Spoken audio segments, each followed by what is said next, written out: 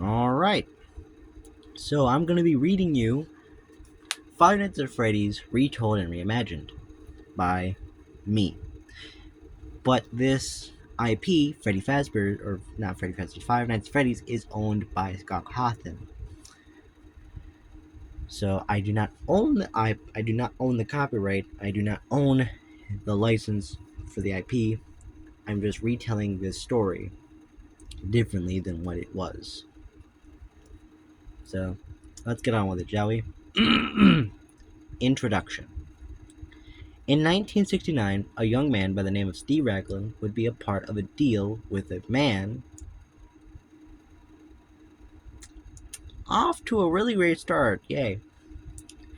It would be a part of a deal with an animatronic mascot company before stealing the designs and making his own animatronic bear in yellow named Fredbear. And he would soon get help from another man named Henry Emily to construct a yellow rabbit and the diner that would now be known as Fredbear's Family Diner. After 3 weeks of it being opened, it would soon be shut down, supposedly for a death of one of Raglan's children.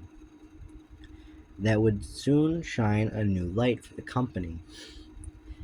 And soon the establishment would slowly rot away, but would have a plan reopening on Wednesday.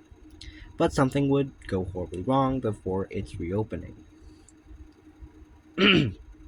Chapter 1 Amateur Investigation. Kitty! Sorry, my cat's just going all over the place. Stop! I'm reading! Can you just be quiet, please? I'm trying to read. I'm sorry for yelling at you, but please, I just want to read. Alright, Chapter 1 Amateur Investigation, September 29th, 2009. Tuesday, Tuesday, 7:20. Goddamn. 7:20 p.m. So nighttime. Goddamn it. As the sun sets for the cold September evening, the Rusted Pizzeria entertainment business, now called or known as Freddy Fazbear Pizza, which would sit alone, its empty parking lot collecting dead leaves, the boarded up windows and doors, as if it was trying to keep someone out or something in. The inside was pretty, but slowly rusting, as the curtains on stage slightly opened just a bit to show a shadow of the main animatronics on stage. Eyes open, but it felt like they were somewhat alive. Its eye poking out from the main stage curtains, looking out to the main dining room, but its eye was staring down to the center, almost glaring at someone in the shadows. And there was a figure that stood unmoving, like it was reveling in glory or in spite of them, and laughed as they suffered. But before Freddy's really shut down, before Freddy Fazbear's shut down and was boarded up, it was full of customers. It had joy and whimsy, but it was making good money. Something happened though. Kids started going missing, and god damn it, that's not what it says. Something happened. Kids started seeing an old rusted yellow rabbit mascot costume that was English. Bleh. Kids started seeing an old rusted yellow rabbit mascot costume. Yay, I love speaking English. Blah, blah, blah, blah. Yeah. Luring some to the back, saying that he had some gifts or their dog was waiting to see them.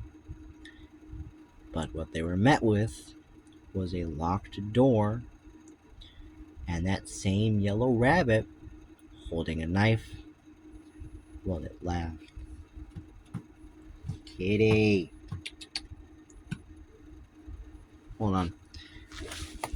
Kitty! There, go outside. You can really go in and out. Ugh. Alright.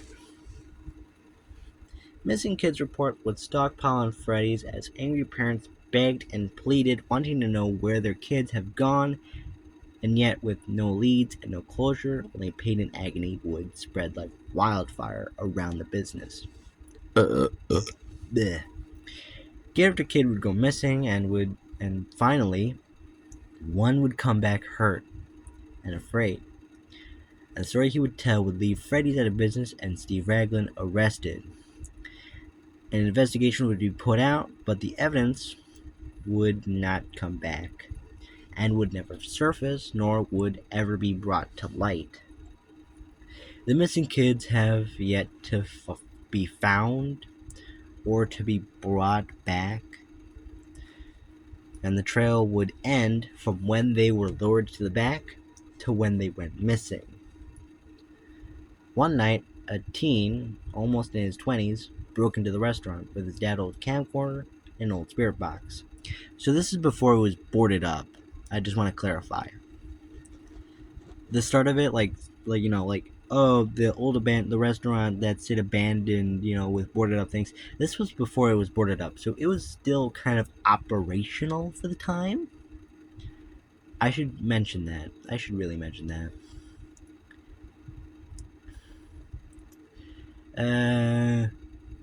And with an old spirit box. There we go.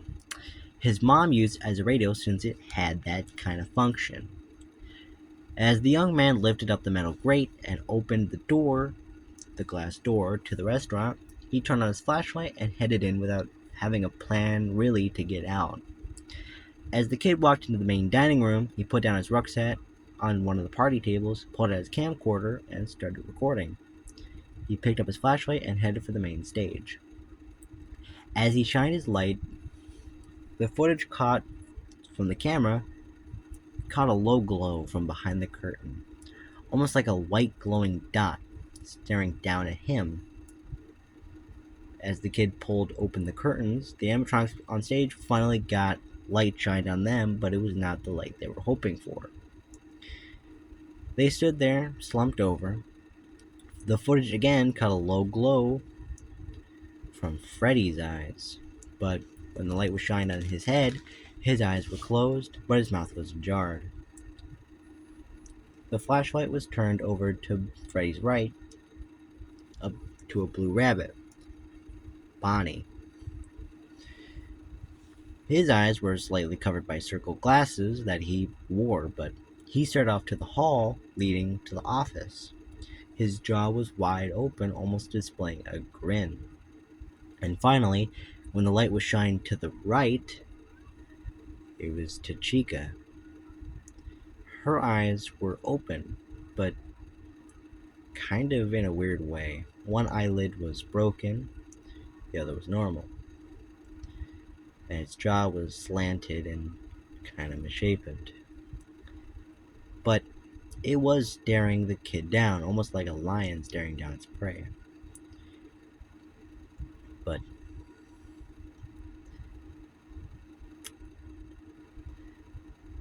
the kid climbed up on stage. I'm skipping a lot of it because it just doesn't make sense for me. So yeah, that's why I'm not reading some things. The kid climbed up on stage and turned on the old spirit box in front of the chicken, and the static would play lightly and start to fade into a song that started to, come out more clearly. I'd like to say it gets more clear when it's more cloudy every day. The radio crackled, trying to get a clear signal. When the kid shined his light, however, to Chica, Chica stared him down again. But the light didn't catch her eyes, and the darkness gave in a little, and the kid saw her eyes go wide, and her eyes were shifting. The air compressors in the face slightly made a sound. The kid finally raised his head up and shined his light up, and Chica's head was closer, almost looming over him.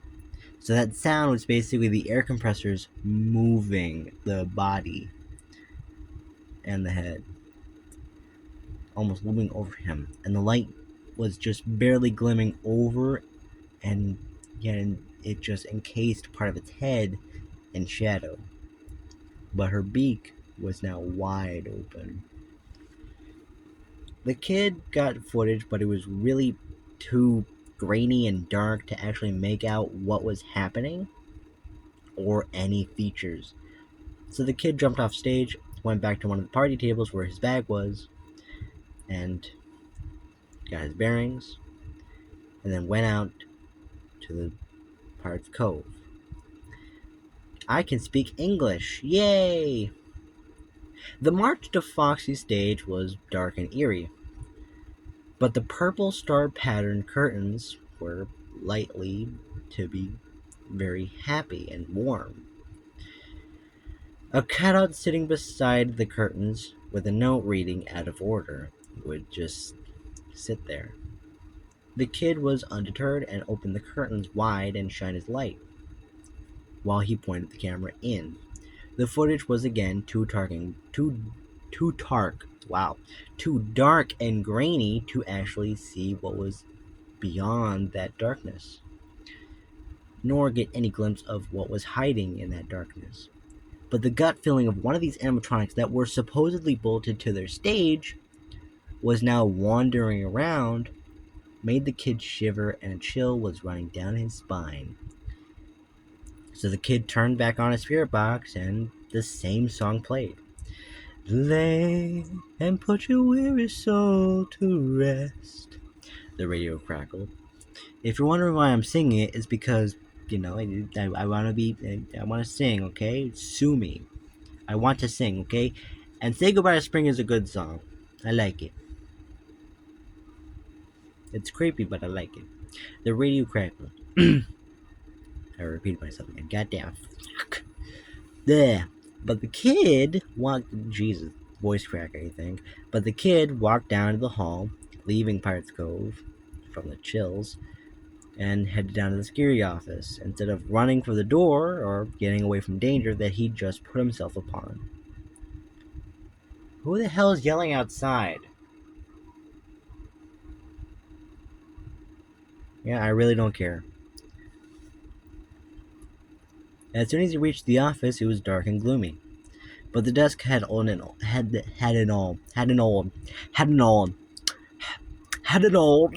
Get me some tea. Sorry. It's time for a tea party. Sorry.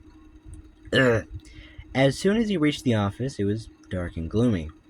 But the desk had an old CCTV CRT monitor. That's hard to say. Jesus Christ. And an old metal desk fan. Paper balls were bundled up on the desk in an old paper cup with a red and white stripe. Sorry. Like a party hat, almost. Just sitting there collecting dust, and an old telephone laying dormant beside them. The office had two doorways leading out to the west and east hall, and the doors themselves were piston operated, and the controls for the doors and the lights were on the desk. But the power was off for the entire restaurant. So the kid turned on his spirit box again, and the static played for well over 2 long, agonizing minutes in the darkness before finally the same song played. So close your eyes and say goodbye to spring. Before the red light on the device would start to blink slowly, but then gradually start blinking faster and faster as the static started to overlap the song, muffling it, almost like it was just distorting it almost. And when the kid turned to the doorway he entered, or more importantly, shined his light and camera to that doorway, Foxy's head was poking from around that doorway, looming in at him. And his glossy white eye was staring him down.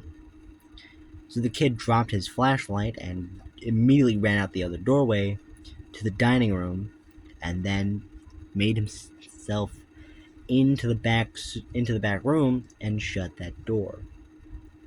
Breathing heavily, he looked around at the room he found himself in, and to his left was an old Freddy suit, rugged and smelled like something was rotting inside and like it needed repairs and it sat on the table. The footage would go dead for a couple of minutes, and coming back, the torso and head of Freddy fell on top of the kid, dropping the spirit box on the floor. As the Freddy head detached, it sat on the floor next to it, but with a human bloodshot eye hanging out of one of the large eye sockets on the suit's head, and the same song played from the spirit box, now kind of busted. Sleep, little girl, 'cause when you wake it's gonna be a different world. So close your eyes and close your eyes and close your eyes and close your eyes and say goodbye to spring. So Say Goodbye to Spring is about a father and daughter, and it's about the daughter who's growing up. And they're gonna be leaving the nest, and so it's like say goodbye to spring, like it's say goodbye to your childhood almost. It may sound weird, like wake up little girl, because when you wake it's gonna be a different world.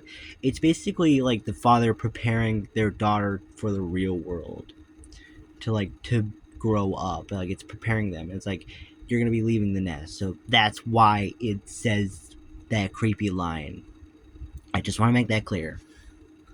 It's a good song. It's very good. I like it. It's creepy though, but I like it. It's like a tiptoe through the tulips kind of creepy, but very lighthearted. As the kid faced the doorway, it slowly opened to show Bonnie's eye peering in. So this is a reference to Fiznom's Fnaf Plus teaser animation, the teaser trailer, I think, for the game. This is a direct reference to it. I don't know what was looking into that backroom door, but I suppose it was Bonnie. I don't know. Before the kid slammed the door shut and the animatronic started to pound on the door as the song continued. This door is slamming shut. It's gonna catch you if you're ready or you're not. So close your eyes and close your eyes and say goodbye to spring. As the music swelled and the static clashed with the drums and guitar, and the vocals started to distort, the kid stumbled at the last pound of the door, and he sat there, afraid, on the floor while the door swung open to an empty doorway, only for a mask from the darkness to slowly peer, and the song ended and the footage would start to corrupt to a point when the song ended. 5 weeks later, a missing persons report would be filed.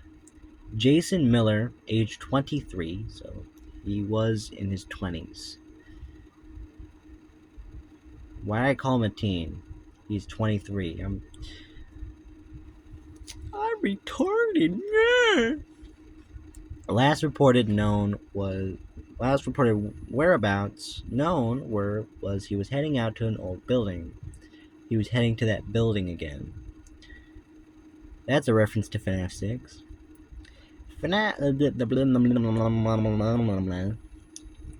We're going for 18 minutes. Okay. Fazbear Entertainment would brush that report under the rug like they had been doing back in 1996, when a missing kids report stained their reputation. Jason's body would finally be found in a Freddy suit, and the spring locks would have gone off, and it was just a ripped apart and slowly rotting body in the suit. As to who put him in the suit, no prints were found, but there would have been matches to his DNA, since they were the only fingerprints that were around.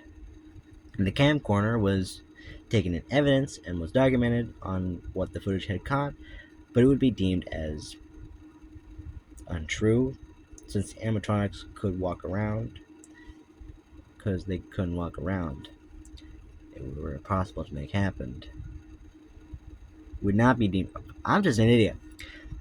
But would not be deemed true, since animatronics that could walk around were impossible to happen. Well, guess what? In 2026, in the big 2026 and 2025, robots can walk, so they're kind of animatronics. Yeah. 3 weeks later, an old Freddy Fazbear's Pizza would need a night guard. So this is, again, after Jason Miller. So this is like before it was boarded up. So when did it get boarded up? Who knows? I'm just retconning this whole bullshit again. God damn it. Fucking shit. To keep kids from sneaking in. Luckily, that week, Mr. Raglan would get a call from a taker. Hello, is this Mike? His voice said, old and ragged and kind of drained from yelling. Yeah, this is Mike. He said soft and grungy. Grungy. Glad I finally got someone to take this job. So tell me, why'd you pick this job? He said, hiding a smirk in his voice. I found a flyer for the job, so I thought I'd take it. He said, almost with a monotone voice, as he held up a letter which read, Rent due September 12th, Michael Andrew Afton. Michael Andrew Afton. Do. Sorry, my bad. Good to hear. Now, I'll set you up for tomorrow. You start at 12 and your shift ends at 6. So, it sounds simple, does it, bud? He said with an unusually and unsettling, joyful tone. Mike looked at his calendar and read it down. Yeah, one more thing, sir. Yes, Mikey? Do I get a uniform now or tomorrow? Tomorrow, Mikey. Tomorrow night. Don't be late. I also pre-recorded some messages on the telephone. The fuck was that? Duh. Whatever. Where was I?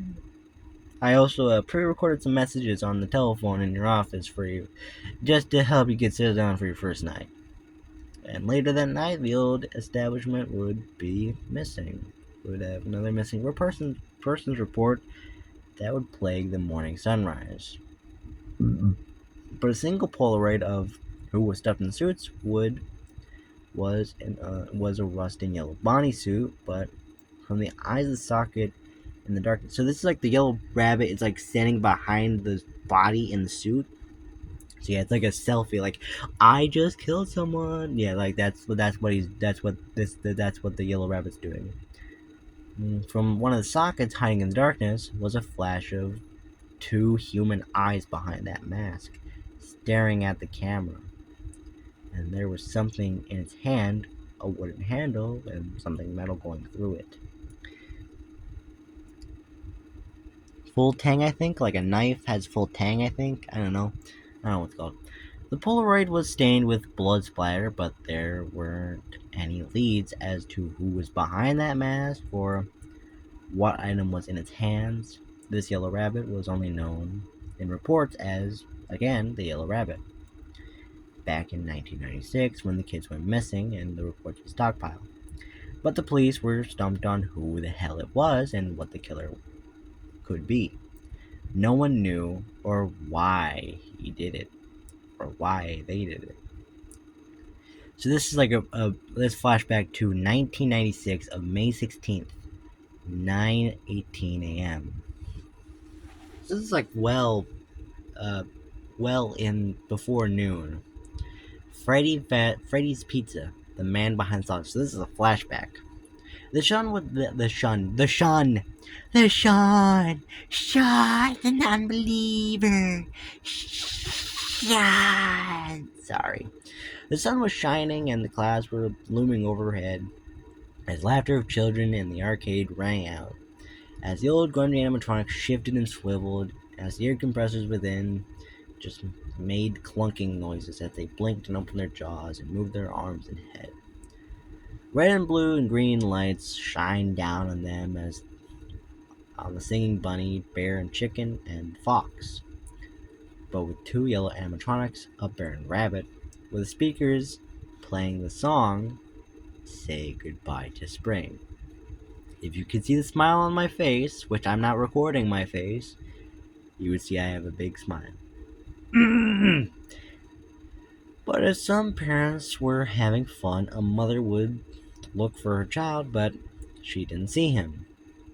As she looked around, she saw her little Gregory being led into the back room by a yellow rabbit. But that mascot costume had something in its hand, like sharper metal. But before the yellow rabbit shut the door, it stared from the sliver of the doorway at her from the darkness before shutting the door. And later, muffled screaming would ring out, but the music would mask it before abruptly stopping. After 2 minutes, the yellow rabbit would walk out of the room with notable red stains on its hands and bits on its chest and head. Ooh boy. Ooh boy. Ooh, that's dark. Ooh. Oh boy. Oh. As the yellow rabbit went to the back room, which is basically not the back room of backstage, I'm talking like back room as in like where the bathrooms are, back room. Would walk. The manager would walk out of that same room to the kitchen, like it was hiding a metal sharp object, supposedly to be in the kitchen. A couple minutes later, pizza would finally be served by Steve Raglan, the manager. Oh shit! Who would pull a pizza knife from his holster on his belt that had with that unnerving smile. And the blade had those same red stains on that the rabbit suit had. The mother, Mrs. Rogers, would sit there in horror, knowing what Steve did, but didn't know if he did it. But couldn't say anything since no one had saw what she did. Let's see. Mr. Raglan laughed unsteadily as he fished a rag from his pocket and said, "Whoops! I forgot to wipe off some of the sauce from the other pizzas. My bad, folks." But the liquid on the pizza knife was more watery and was starting to crust and congeal fast, like how blood would react to air, like when you get a nosebleed.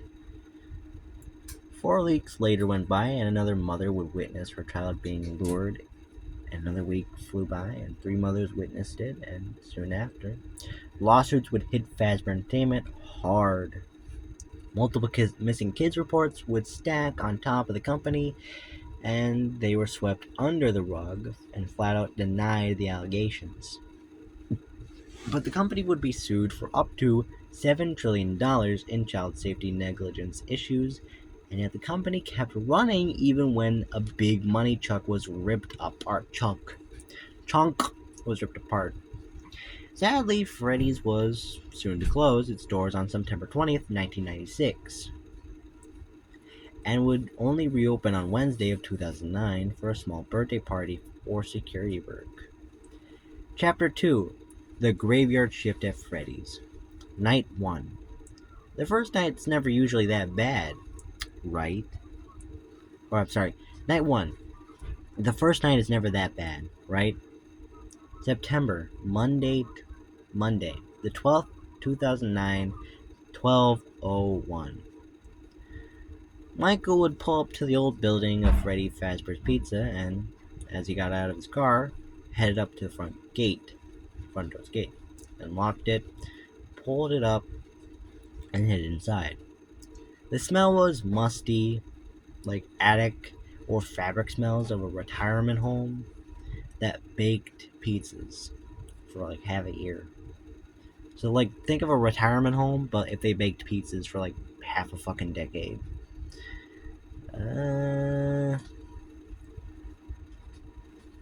The inside was lightly dusty, clean, but it had this feeling of child wonder that was starting to fade as the memory was long passed on. As Mike walked around the main dining room, he found an old Polaroid camera sitting on one of the party tables, with a flashlight sitting beside it, with a note attached. "Dear Mikey, glad to see you finally made it. I found these in the Lost and Found.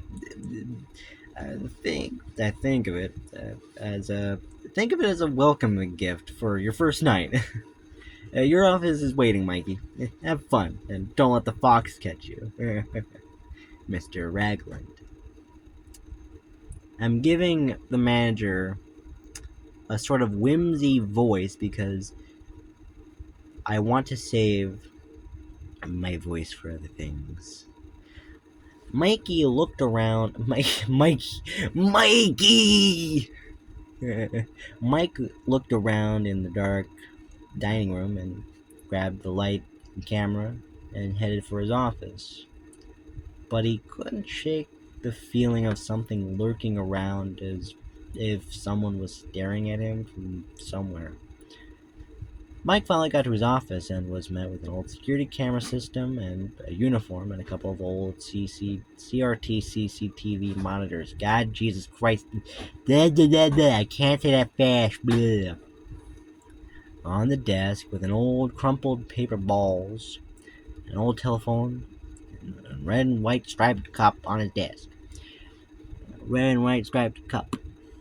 And an old Jesus, holy hell, voice crack. And an old leather swivel chair, office chair. Blah, blah, blah. Mike booted up the old monitor, which displayed the footage from a 904 CCTV camera. I'm getting very technical with this because I want it to be as accurate as possible for the time, okay? I want it to be like an old restaurant, so I'm gonna say some old shit. That's old technology. A 904 CCTV camera. Just look up 904 CCTV security camera. You'll know what I'm talking about. One looked at the main stage behind the curtain. One was in the main dining room. Another showed the entrance, the arcade. One showed Pirates Cove. Another showed the back room. But what was sat on the table was hidden in the darkness, so it was hard to make out what was sitting on the table. And four of the cameras were both east and south halls, and then entrance to establishment, and the broken kitchen camera that only displayed camera out of service, audio only. I think I said east and west. Why did I say east and south?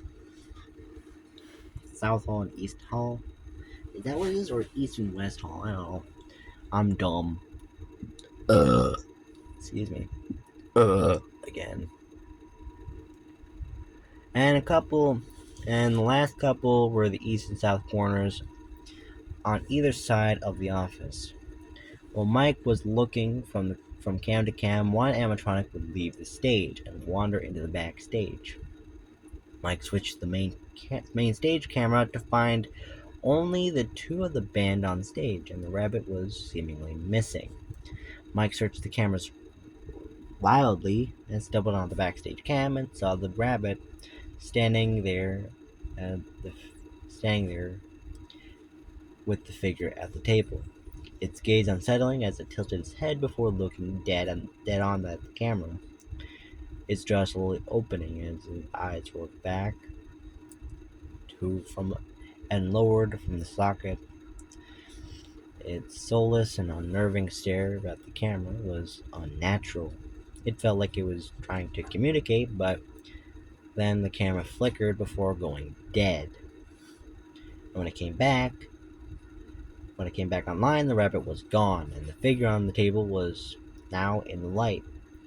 It was a spare Freddy suit, slumped over, but something was laying on the snout of the eye socket in the suit.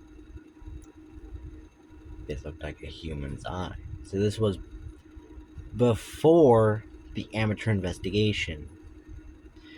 Mikey switched cams, and when he found the main dining hall live choppy footage, he saw the blue rabbit walking into frame. So it's like choppy, like it's like the camera's like trying to get a good view, but it's very choppy.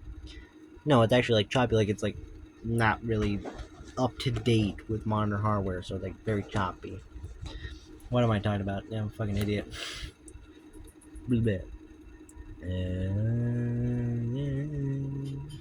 Walk into frame, but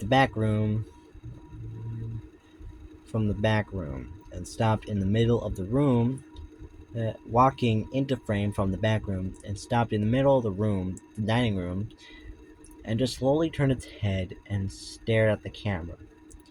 But its eyes weren't back in their sockets. So, like, just imagine, like, Bonnie's head. The eyes are sunken and then lowered. So it's basically just a black socket. That's what we're to look. That's what I'm describing. But their eyes weren't back in their sockets. Again, before the camera cut out again. But again, before the camera cut. Oh yeah, the stare was still soulless and its mouth was still agape, its head tilting again before the camera cut out again. I'm good at reading, but the audio would catch a radio-like static mixed with a child's crying and wailing and screaming. As metal-heavy footsteps thumped closer, the crying and wailing would slowly start to distort and wrap and warp, sounding horrid and vile. I'm stuttering again. God damn it. The distorted and crying wailing kept going on and on, but would suddenly go quiet, only for Mikey to hear heavy, labored breathing at the doorway, like he was trying to draw a breath, but was choking on blood or metal, or choking on something.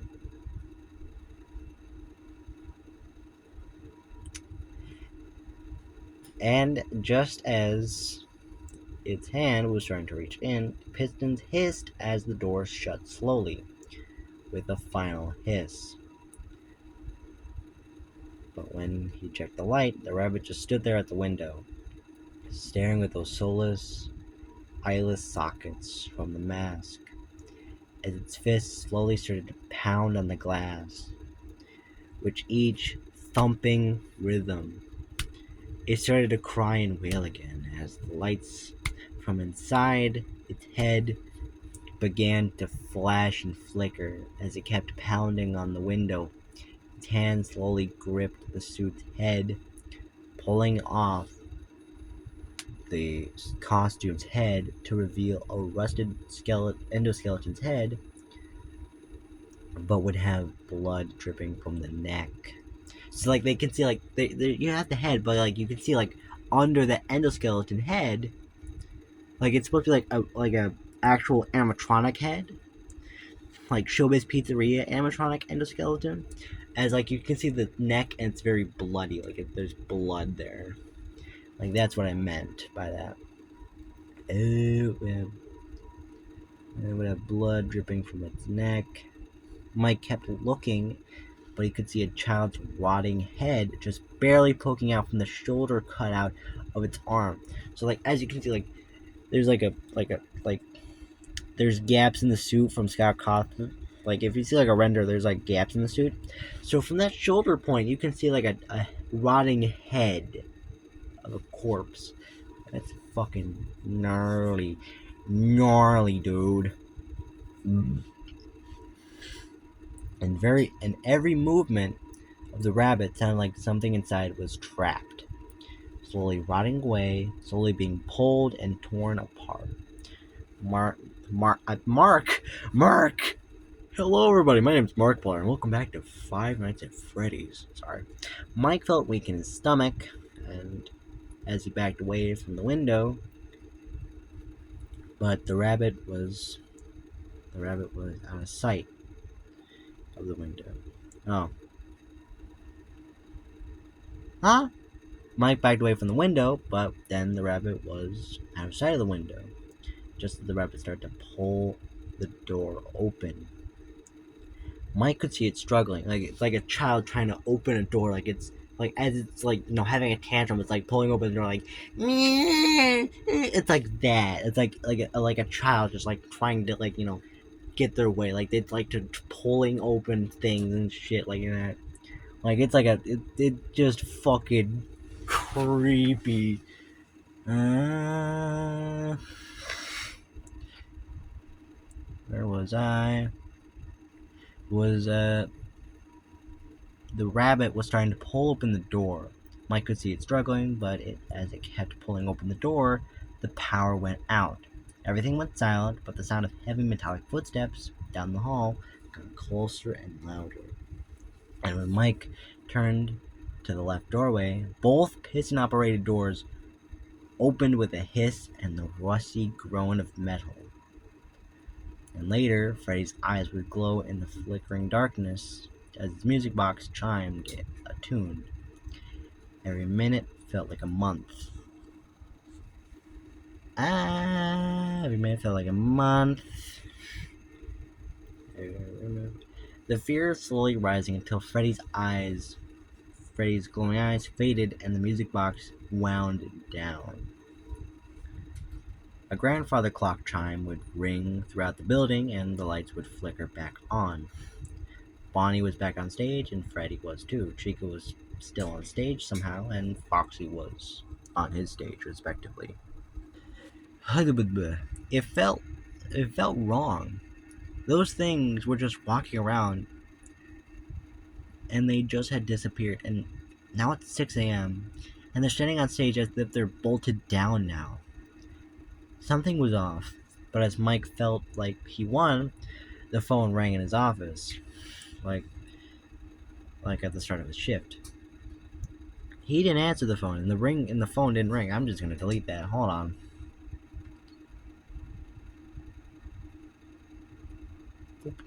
Because that didn't happen at all.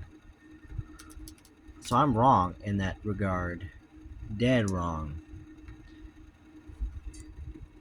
Mike. Hello? Who is this? Mike would only hear heavy breathing, an unsettling laugh before the voice would finally say, "Good morning, sunshine. You complete your bed there. Good morning, sunshine. You completed your first shift. Come back tomorrow. I got special. God damn! I got a special surprise waiting in the courthouse for you." The line went dead and Mike was left confused and horrified. As he walked out from the front door, he swore he saw a man in a suit poking his head out from the window. Before he saw a view when Mike ran out to confront it. The thing was gone, but a note was left on Mike's car. "Dear Mikey, good morning, bud. I hope your first graveyard shift went as well as planned. See you tomorrow, sunshine." You're trying to put the pieces together, huh? Steve Reimagined. Mike would fill up the note, thinking nothing of it until the next shift would take a turn. Chapter 3: The Yellow Rabbit Phone Call. Night 2. Fredbear's friends hide and seek for the restless. Wanna know what Fredbear's friends is? Fredbear friends. Fredbear's friend. Fredbear friends. Fredbear and friends. I should do that instead of just Fredbear and friends. Fredbear friends. Fredbear and friends. There we go. Alright, let's get into this. Ugh, my body hurts.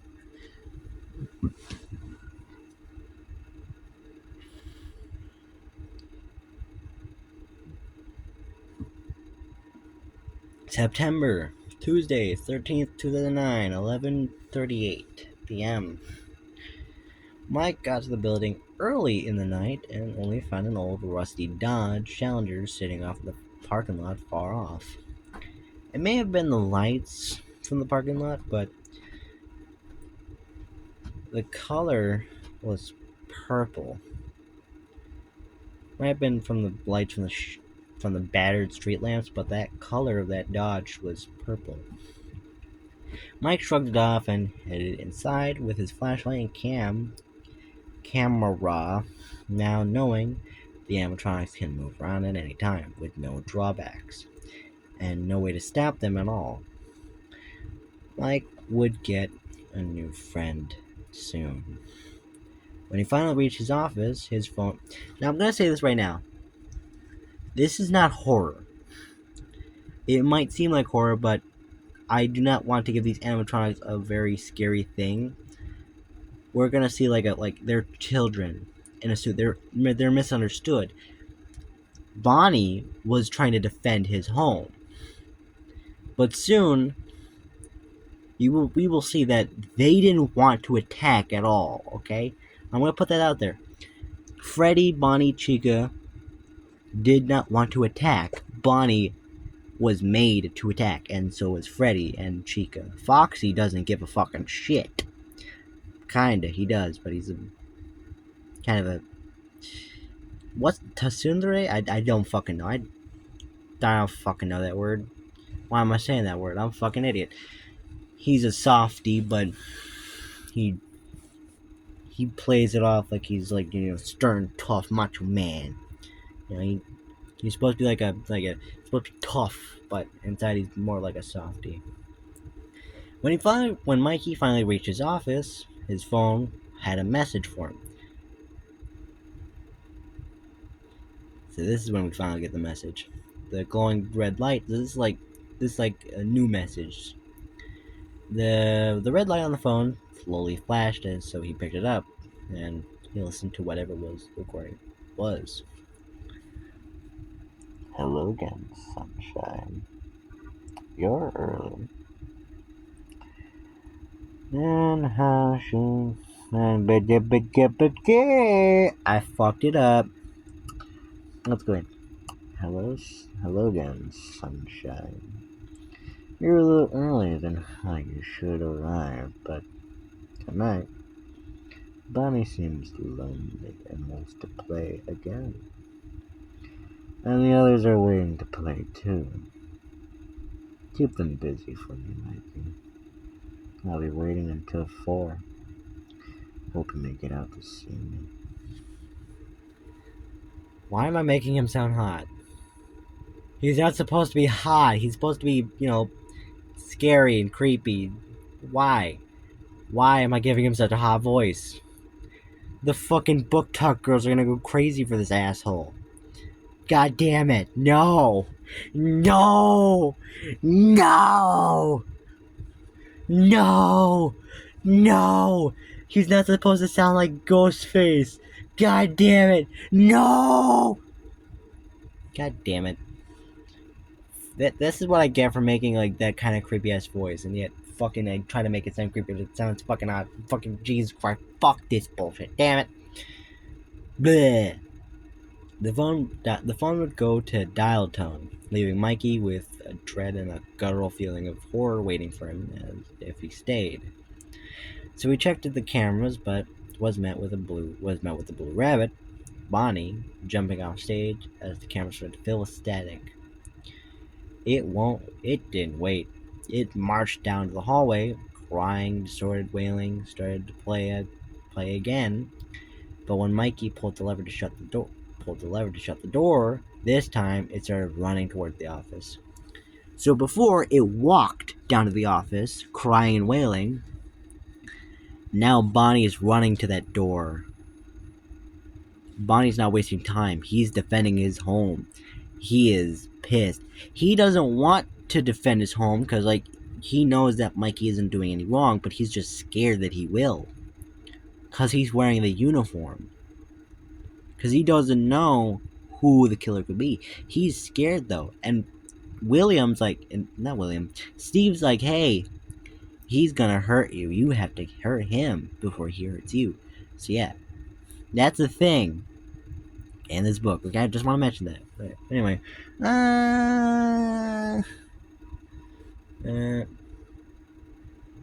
but again, Mike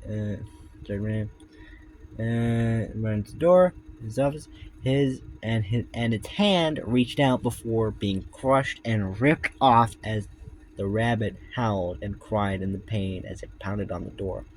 So as Bonnie reached into the doorway, the door just slowly cut off the animatronic's hand.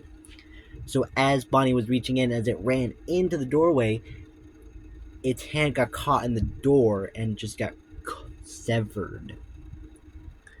Mike turned to the other door, only to see a faint figure behind the foggy garbled glass. The chickens with mouth. The chickens. The chickens! The chickens! The chicken's mouth wide, eyeless vacant sockets as white, flashing light flickered rapidly as it pounded two on the glass. Mike pulled that door's lever, and that door piston hissed as the door shut. Now both animatronics were crying, wailing relentlessly, wanting in. So this is only night 2, and they're getting rambunctious. They're just not wasting a death. It was Bonnie, now it's Chica. They're both one. They're like, let me fucking in, you asshole! Let me in! Let me in! Let me in! Let me in! You little shit! Yeah. Anyway, now both animatronics were crying and wailing and relentlessly wanting in. When the clock finally went, I can speak English, yay! When the clock finally hit 4 a.m., it all went quiet. Both Bonnie and Chica just walked away slowly and mechanically whining back to their whining back in their sockets. Got back on stage as Mike watched on the cameras just before the curtains shut. Freddy moved his head to glare at the camera, and when the curtains finally shut, the power cut off. Blah, blah, blah. Mike grabbed his flashlight and camera and carefully walked out of his office as he heard the sound of someone else walking around, and the heavy metal footsteps with bated heavy breath. Ooh. When Mike turned to and took a picture, which turned. So that means the doorway is to his right.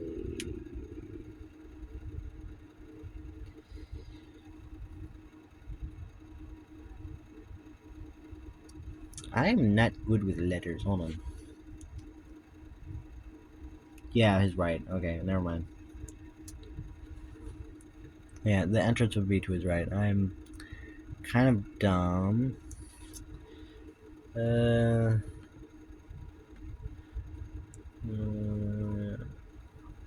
Mike turned and took a picture, the flash lit up the room, and Mike saw for a split second 2 figures standing in the doorway to the entrance.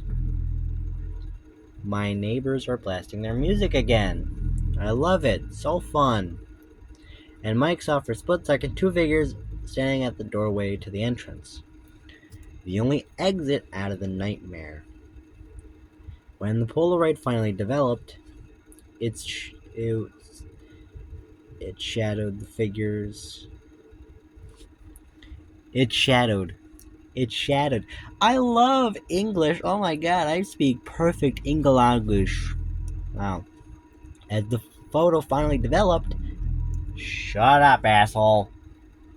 Jesus. Don't you just love it when, your neighbors just blast music that makes your windows vibrate? I love it so much. It's so fun. When the picture finally developed, it showed the figures in the flash, a yellow rabbit with a rusty, battered suit, and Freddy standing beside him. And here's the thing, like, hey, these animatronics don't want to do this. Here's the thing, here's this little thing. But his eyes were rolled back, almost like its eyebrow rolled back, and it almost looked like its eyebrows were dropped in a sad expression. So that means, Freddy's eyes are rolled back to see the white of his eyes, but his eyebrows are in a sad position, like he's exactly here, almost like he was forced into doing this. So the animatronics don't want to do this. It's just the Yellow Rabbit, Steve Raglan, making them do this. They don't want to hurt, but Steve Raglan's telling them that, like, hey, these guys might be the person that killed you, or they might hurt you. And the animatronics are like, what if they did nothing wrong? They're children. They don't know, but they might, they might be like, hey, maybe they didn't know do anything wrong. So they still have some amount of hope. But like, hey, maybe the security guard isn't as bad as he seemed. Like, they're still having hope. So yeah. As Mike looked up, the yellow rabbit was standing within Mike's flashlight, almost mockingly and commanding attention. Freddy stood behind, looming over his shoulder, with that same expression, that same sad, forced expression. I'm just gonna skip. I don't know. I don't know how to read this without sounding like a fucking moron or sounding like a fucking. I don't know.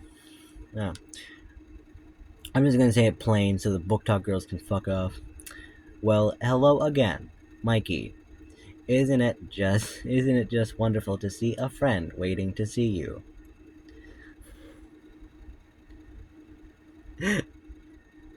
Yeah, fuck it. We're gonna do this again. Hold on. Well, hello again, Mikey. Isn't it just wonderful to see a friend waiting to see you? Me and my friend Freddy just wanted to say a final goodbye before you leave your shift. Or your last night alive, I should say. Wow, good job, Zach. Wow.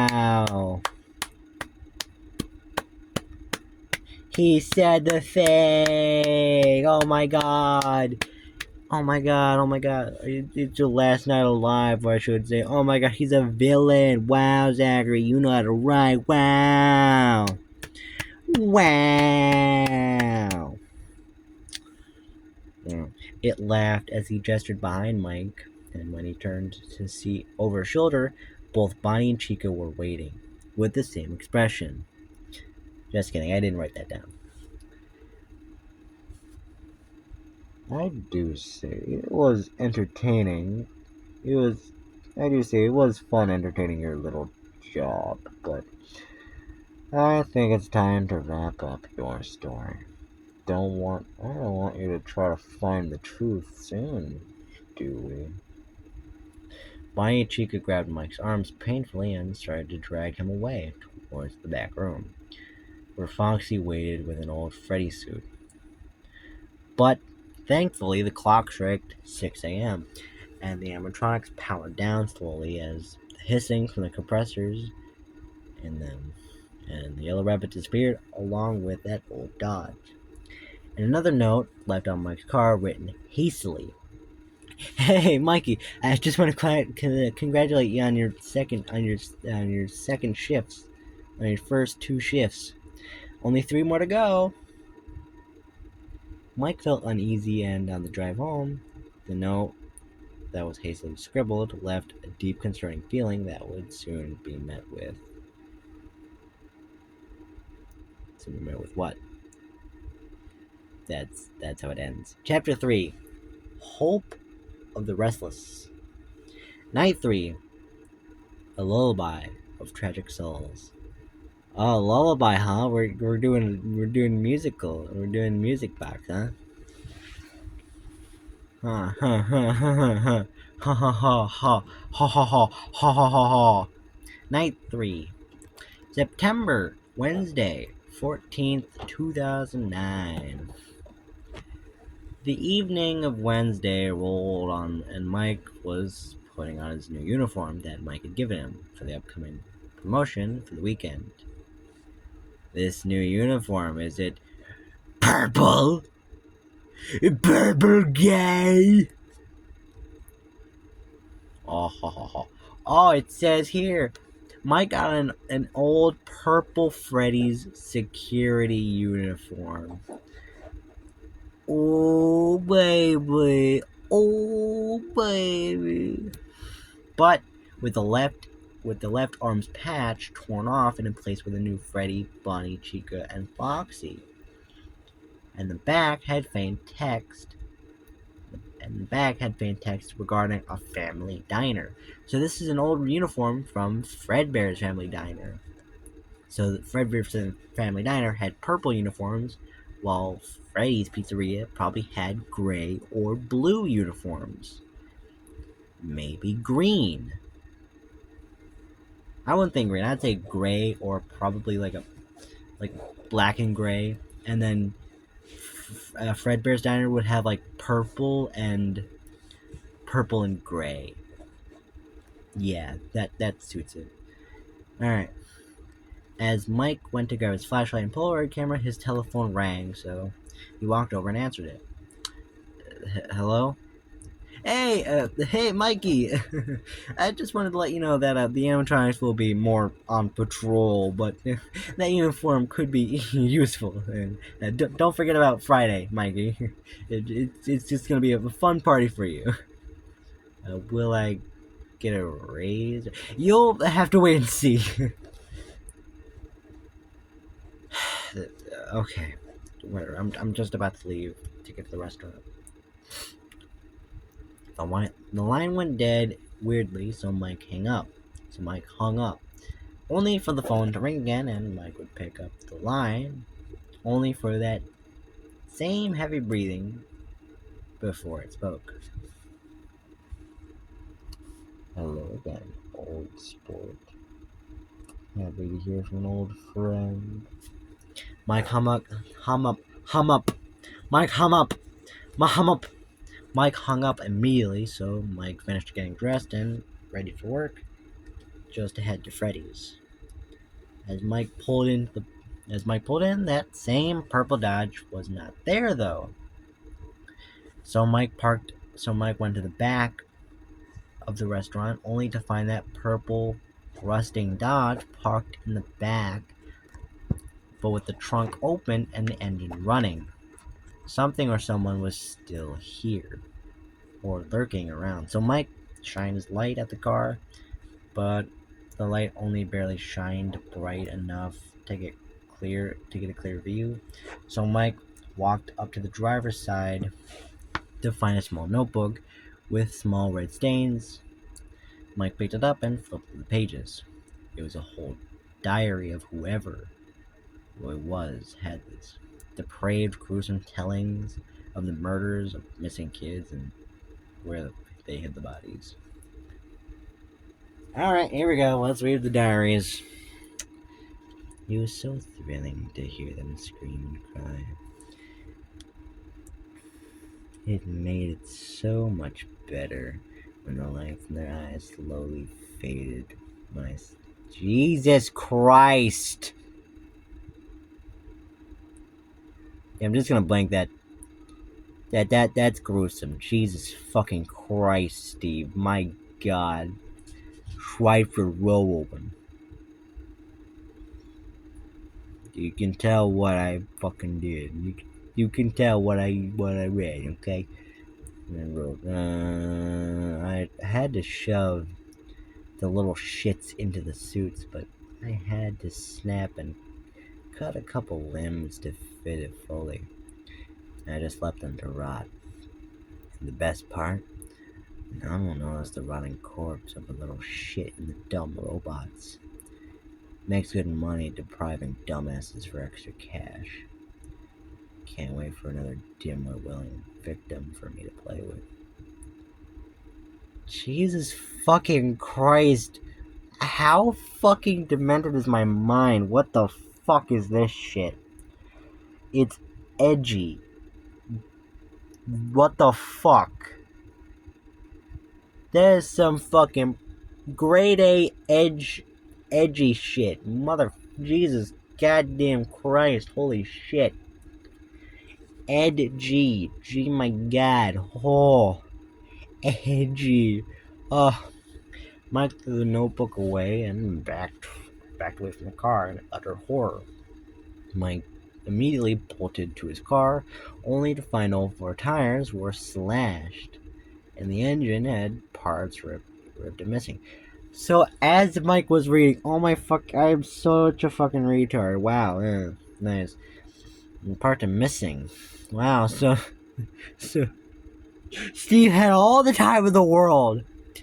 The Yellow Rabbit and Steve slash Yellow Rabbit had all the time in the world to just get a jackhammer or some shit, just rip the engine out, slash the tires while Mike was reading this book, and he didn't hear a goddamn thing. He didn't hear a fucking ratchet wrench, no fucking psst, nothing. Nothing. Nothing. Wow, I'm such a fucking idiot. Wow. Wow. Walk back. Mike walked back to find the Dodge, also equally fucked. Good job, Zach. You finally used your first F word in a goddamn sentence. Wow. So Mike walked into the back of the entrance of Freddy's and headed through the kitchen to his office. Just before Mike got to his office, the shadow of a rabbit was waiting. Mike backed away, only for Freddy to grab Mike's head and drag him away. Now here's where shit gets weird. Okay? This is where it doesn't become horror anymore. This is where it's more wholesome, okay? This is before chapter 3, by the way. Or not chapter 3, chapter 5, okay? So I did this before chapter 5, okay?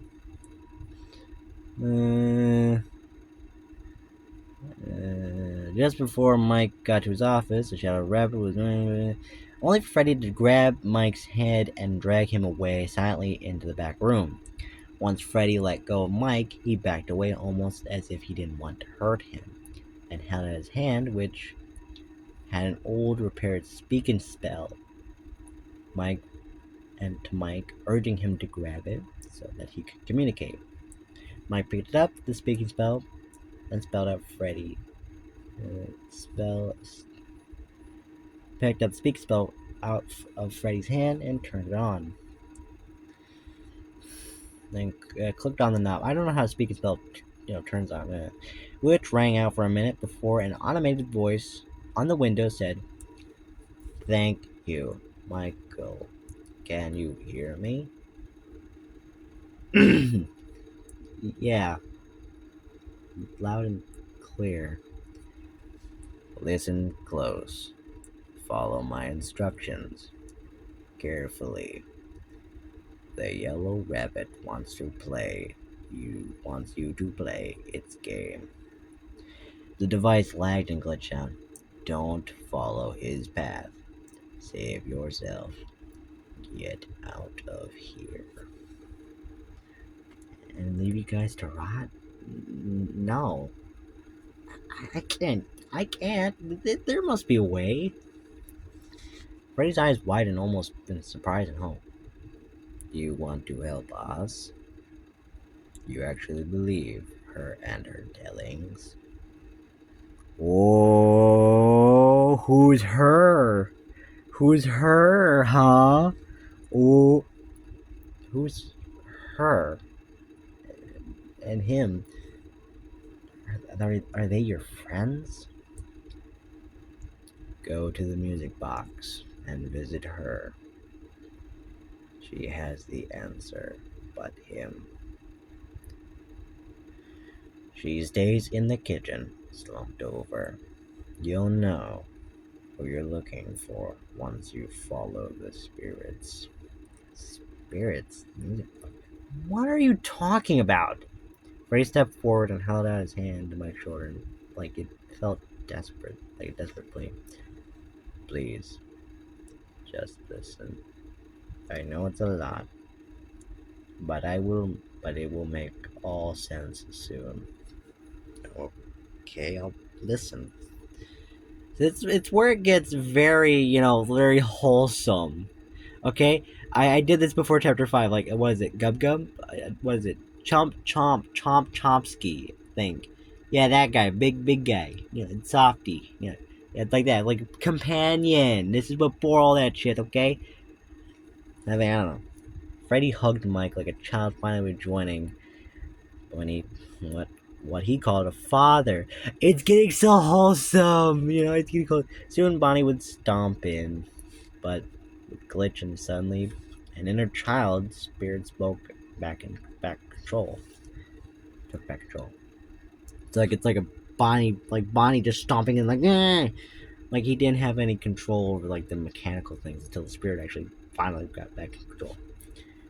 Freddy, what's going on here? I'm, I'm scared.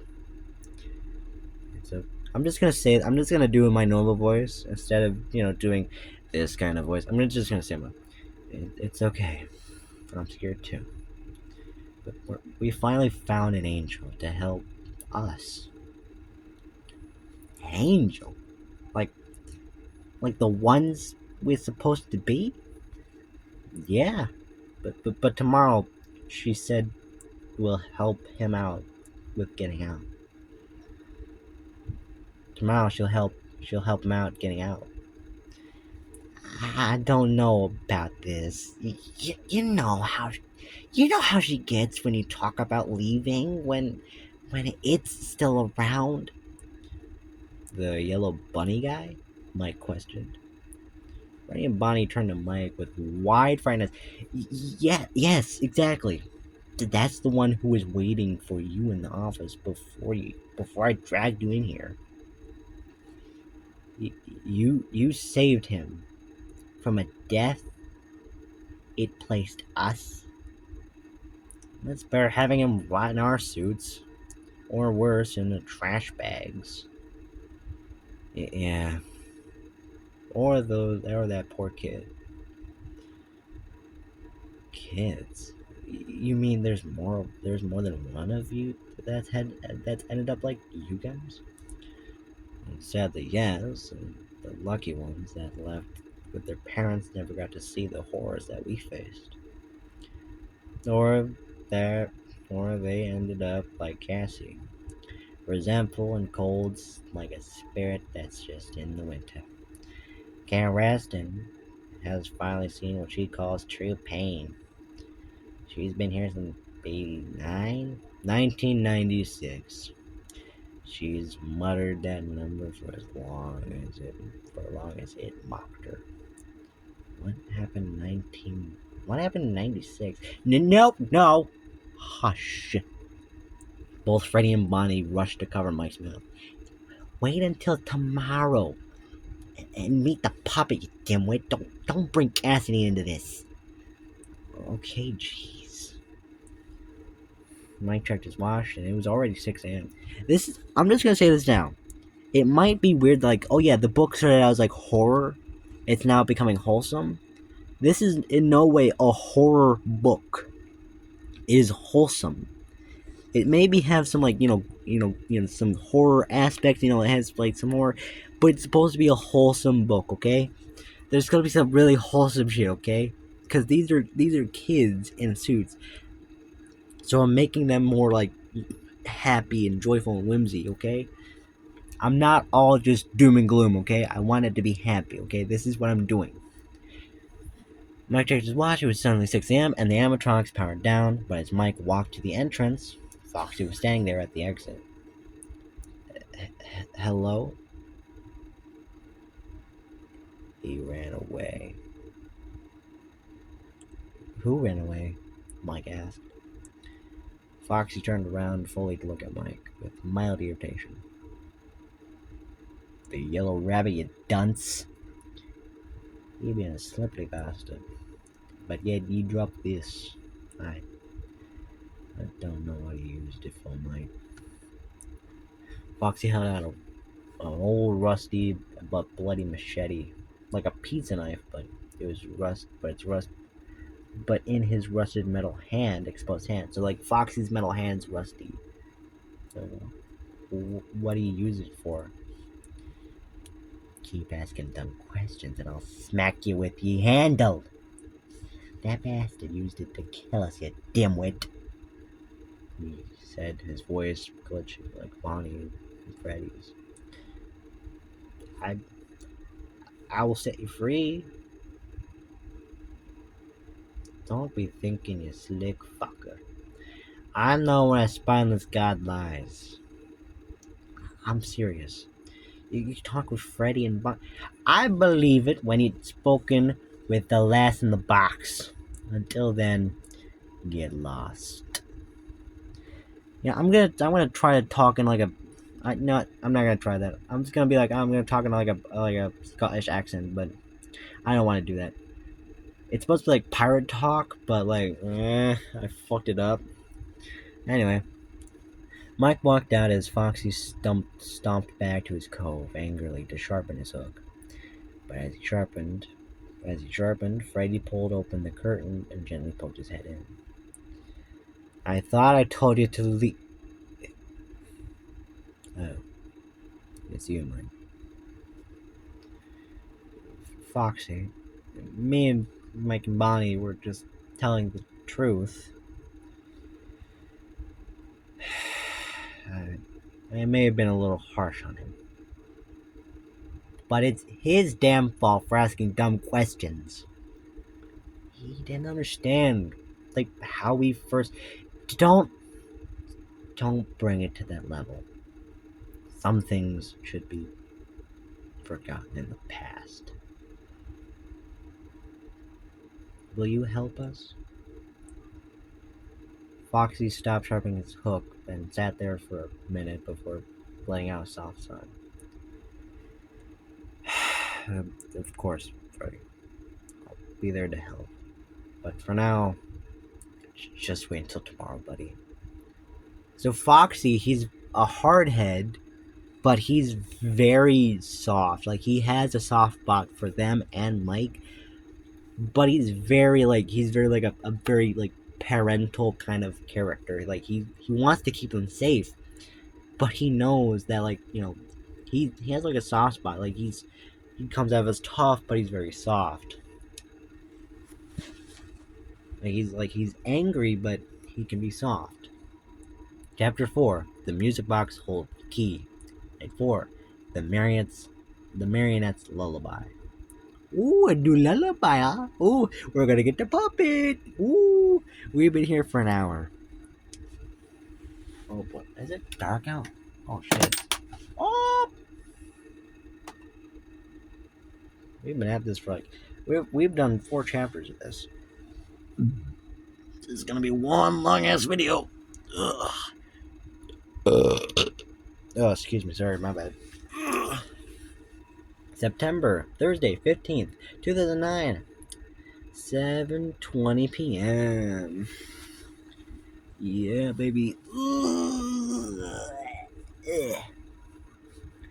Mike was driving to Freddy's after yesterday's tire replacement.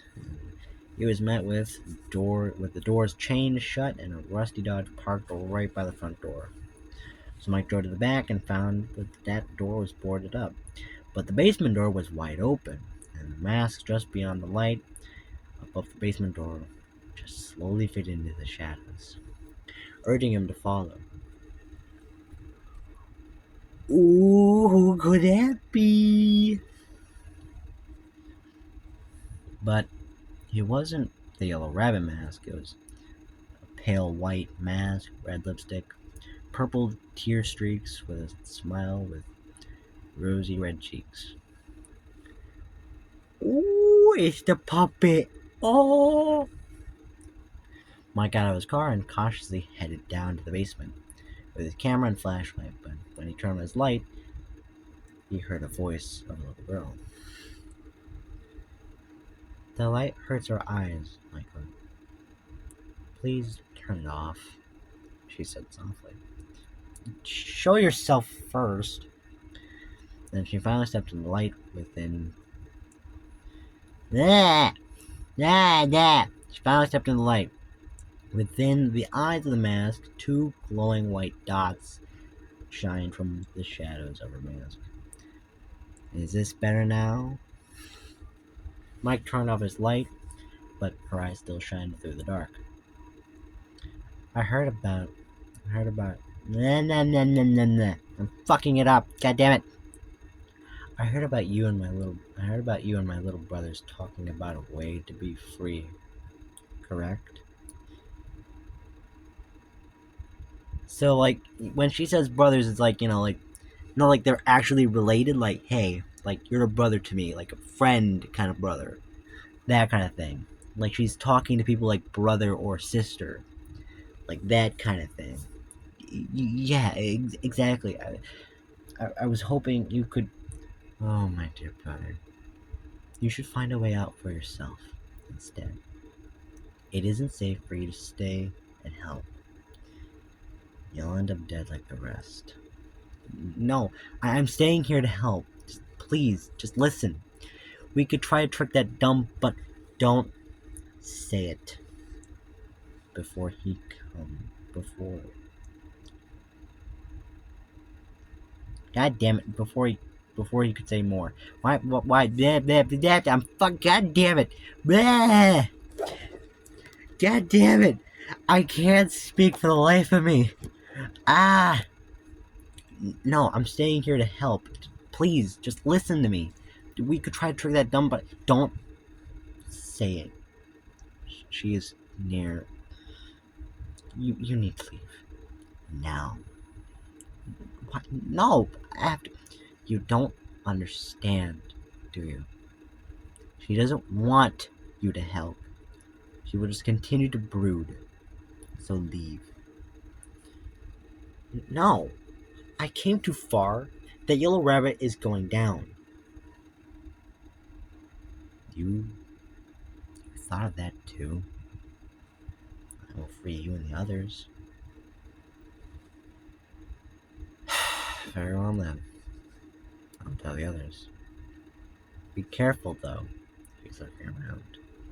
And so is she. Cat Cassidy? Is that who you're talking about? Don't let her rest.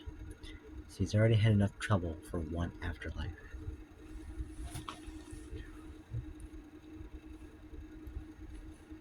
This is so cringy. This is so cringy. Oh my god. I hate this. This is so cringy. Ah! Mike nodded and walked deeper into the basement, but found himself in a stairwell to the backstage. As he climbed up the stairs to the door, he shined his light and he saw an old rusty yellow Freddy suit slumped over on the floor, its back to the wall, sitting facing the door. As Mike continued to shine his light at the empty suit, like a corpse, its head slowly tilted up, looking directly at him. Those same glowing white dots slowly faded into view. Take a picture. It'll last longer than your battery in that damn light. It slowly and shookily stood up, but its movements were like a rotting corpse, sluggish and felt horrid. Why do you folks spend your nights in this place? Think about how you could change everything and yet end up dead and rotting like how we are. She said cold and harshly. This is different. The suits took a step forward and leaned down slowly. That's what they all said. And not a damn one brought that bastard down. Just listen to me, please. I've waited years, and I have been told to wait too many times by so many like you. What makes you think I'll play your game? Just because the puppet's on your side? Or Freddy? I'd be more surprised if Foxy entertained your idea. But still, I don't realize you.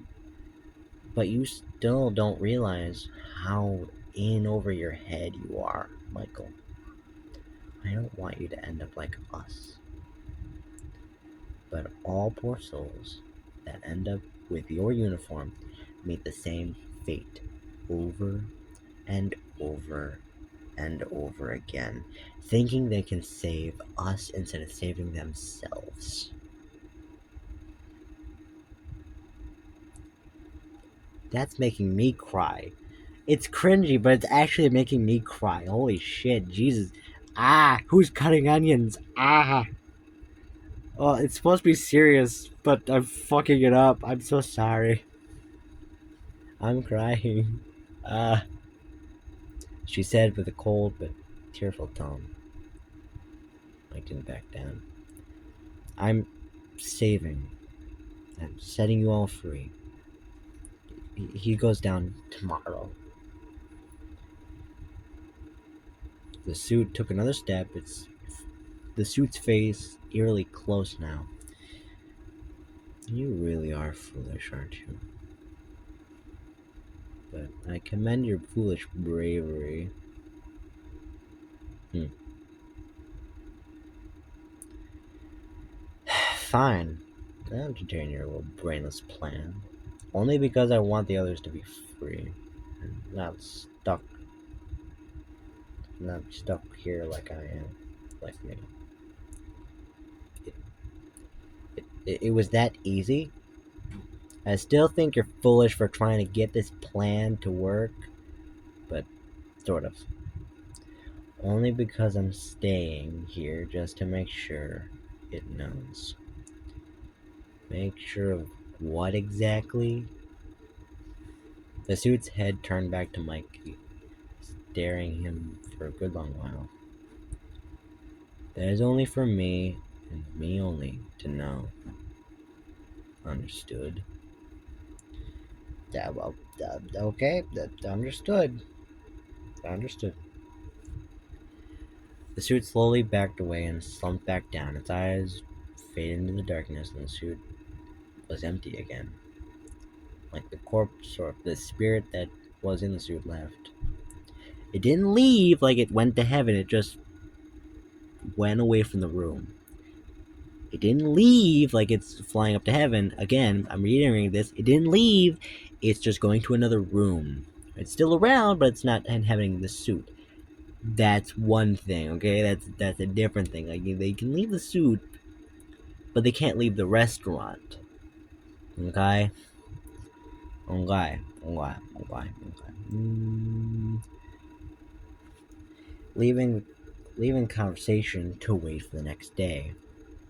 Later on Mike's fourth shift, the yellow rabbit was aggressive, running down halls only for the door to be shut in its face. Pounding on the glass with the handle of the knife.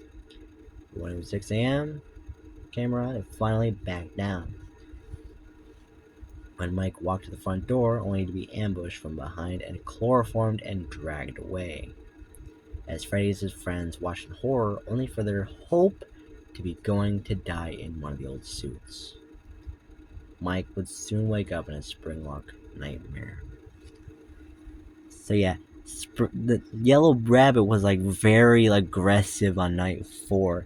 Instead of like Freddy, Bonnie, Chica, Foxy being aggressive, it's the yellow rabbit being very aggressive. And like when Mikey was leaving when 6 a.m. hit, the yellow rabbit just fucking ambushed him and chloroformed his ass. So yeah. Chapter 5, Morning Shift. Day Shift Springlock Fear. September 16th, Friday, 11:20 a.m. When Mike finally woke up, he could barely see and his face felt heavy. He felt heavy, not his face, idiot. When his vision came to, and when his vision finally came in, he found himself in an old Freddy's springlock suit. And Golden Freddy sitting in front of him, waiting for him to wake up with the puppet beside her. Thank God he finally woke up. If he moves or breathes or even cries, he's a dead man. We can't just let him die like this. He's our only chance at freedom we wanted. He'll know the pain we all know soon enough. Stop it. Stop with your dumb gothic pain bullshit and help me. The suit finally stood up and handed her a crank with an 8mm socket attachment. Fine. But if he breaks his promise, I'll shove him back in the damn suit. The puppet took the crank and started on the back of the springlock suit's head, winding it slowly with every click. It sounded until a metal clank signaled and finally wound. And she moved onto the torso, legs, arms, and finally she could take the suit off in parts. from feet to legs, hands, arms, and the head and shoulders and torso. Bleh. And as Mike climbed out and let out a deep sigh, the suit's spring locks went off and the suit collapsed on the floor, wriggling as Mike stood over it. So he's out of the suit, but the suit immediately went off as he got out. Would have been nice to... Fuck. Would have been nice to have you been like us to see...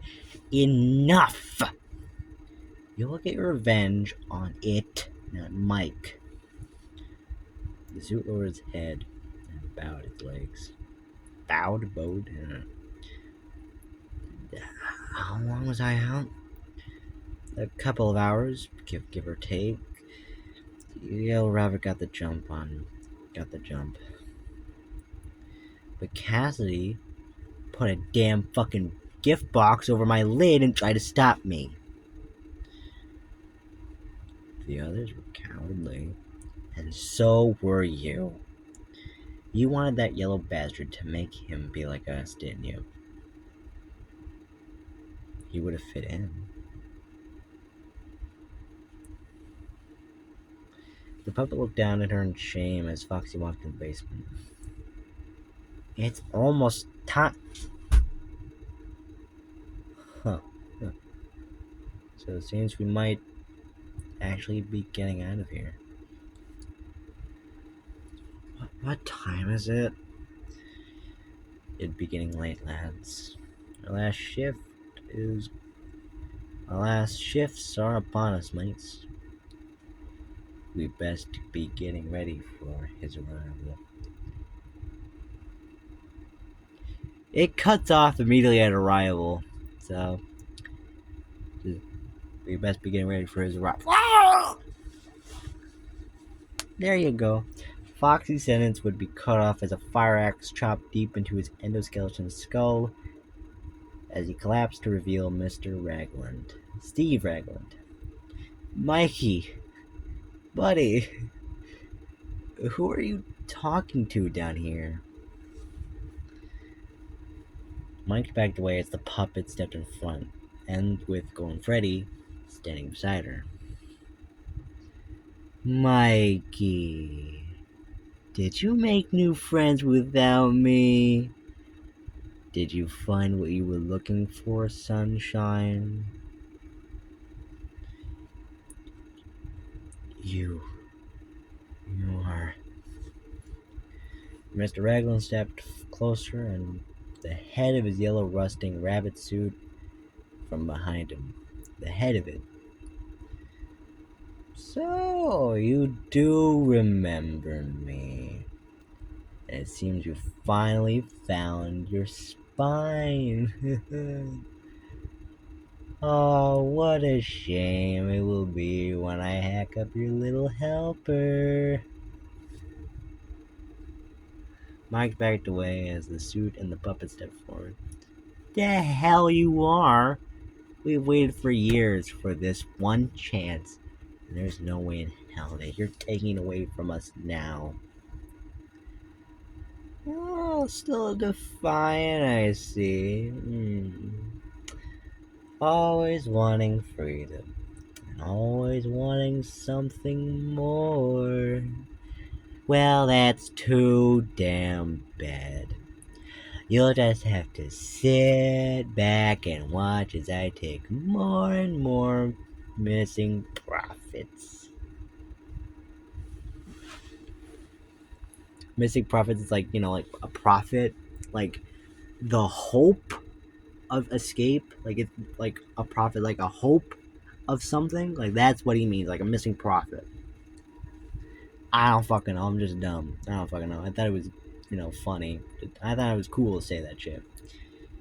You were vile, disgusting, unnerving bastard. I didn't have the vibrato. You are vile, disgusting, unnerving bastard. There we go. Oh, how lovely of you. Always trying to be an adult with your big words. Your hubris always overshines your eyes. And so did the lies you told them.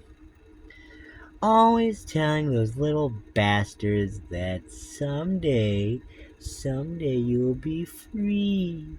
It was cute, but it's getting annoying after a while, so I decided it's the perfect time now to show you three a surprise I created. Follow me.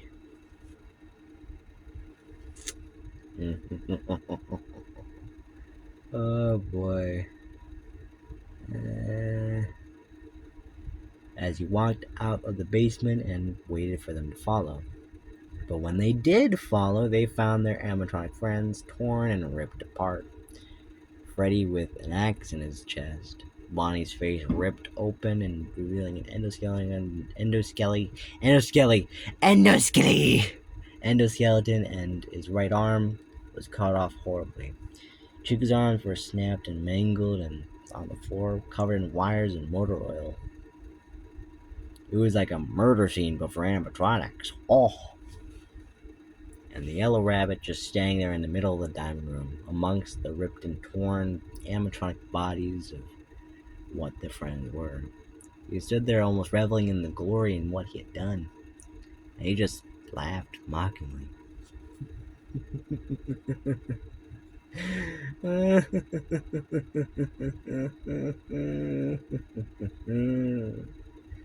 What's the matter? I thought you wanted to free them. I thought you wanted them freed. Oh, is that not exactly how this works? It's almost sad how little tears you shed. I was hoping for gut-wrenching cries, but I guess I have to do everything myself, he said, ripping the axe out of Freddy's chest and stepping forward. As he stomped towards Mike, his grip on the axe grew tighter, and just before Mike was in range, he heard a childish giggle behind him. Giggle. There we go. So this is how you end me? With dead kids coming back to kill me? This is pathetically dumb. He turned around and was met with Bonnie's glowing eyes as he stood crooked. Hello again, fucker. He be a dead man, and we don't take kindly to bastards like ye, Foxy snarled. As Yellow Rabbit looked around in horror, he saw Freddy stumbling, holding up his knife. We've played your game. It's time for us to play now. And looky here, you're already dressed for the part. It's almost time for your show to start. Let's get you into shape, Withered Chica said as she hobbled to stand along the others. No. Stay back. I am your god. I'm your creator. I, I'm, I, I, I, I'm sorry, but you cannot kill what you have not created, my dear friend. You'll soon join us. And we get lonely without new friends, she said with mock sweetness. Freddy and Bonnie grabbed the yellow rabbit by the arms and dragged him away, kicking, screaming. Wait, no! We can talk about this. No, please. Wait. You don't know. You do know that the more you kick and squirm, the quicker the party starts for you, don't you? The rusted costume of the yellow rabbit he was wearing was kind of faulty. Spring locks been kind of faulty spring locks. And the more that he squirmed and struggled, the more that the locks started to loosen. Finally, as they reached the back room, he was pinned against a broken pipe, and it was and was and was pinned him against a broken pipe, and slowly pushed his back at the pipe and started to pierce in the suit, and would slowly, and I mean slowly, stab through. Ugh, this is too slow. Just slam him down. Wait, what? As Foxy pulled him up just to stare into his eyes, Steve could see the ghostly apparition of a child's face staring back smilingly. Before he could say more, he was thrown into the pipe and it stabbed right through his chest. The impact had finally did in, and the spring locks immediately squeezed and ripped apart and crushed. As he reached out his hand weakly, his blood splattered around and in a ring around him. His neck would be tugged by the suit, and the metal clamps would be tugging the skin, slowly tore as the bones finally gave out with a gruesome, horrid snap, and a splatter of blood poured on the floor. After about 5 minutes of muffled screaming and ripping sounds of skin, snapping bones, he would finally go limp and lying on the pipe going through his chest. It was gruesome, but a justified ending. As Cassidy and the puppet looked at each other, they both looked to Mike with the other animatronics that watched who helped. But something was off. Bonnie was sitting on the floor with his head looking up to the ceiling with Freddy laid back, and his hand was resting on his chest as he held Bonnie's hand. Foxy sat beside Bonnie holding his hand. Chica was doing the same thing beside Foxy holding her wires. It felt empty. So basically, it's like Freddy, Bonnie, Chica, Foxy, but Wither versions, and they're sitting together as friends. That's what I'm trying to paint a picture of. That's why it sounded so weird. It felt empty in the room now. The suit's there. The suit's sitting there, now lifeless. As Mike looked around to the dining room, he saw 4 ghostly apparitions of the 4 missing kids. With each other. Playing with each other. Giggling and smiling. One of them, a little girl wearing yellow, waved to Mike as the others played. This is gonna make me cry. Fucking Jesus Christ. Oh my god. Oh. Oh, jeez. Fucking, oh god, I got tears. Here come the waterworks. Holy shit. Oh, that's so adorable. Oh my god. Stop it. Zachary, why did you write this? Why did I write this? What the hell? This is so sad, but yet so wholesome. I love it. Oh, Golden Freddy. Well, isn't that cute? I knew they were sweet. One of the kids, an older kid wearing red, looked to Mike before mouthing, "Thanks, Mikey." Another kid wearing brown looked at Mikey and with a smile as he played with his friend wearing blue. So it's basically just like Chica, Freddy, Bonnie, and Foxy.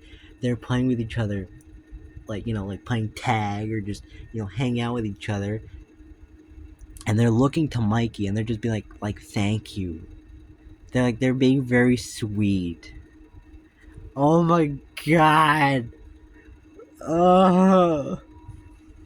Oh my god. Oh, it's so fucking sad and cute. Fucking Jesus. Oh, the fucking tears. Fucking,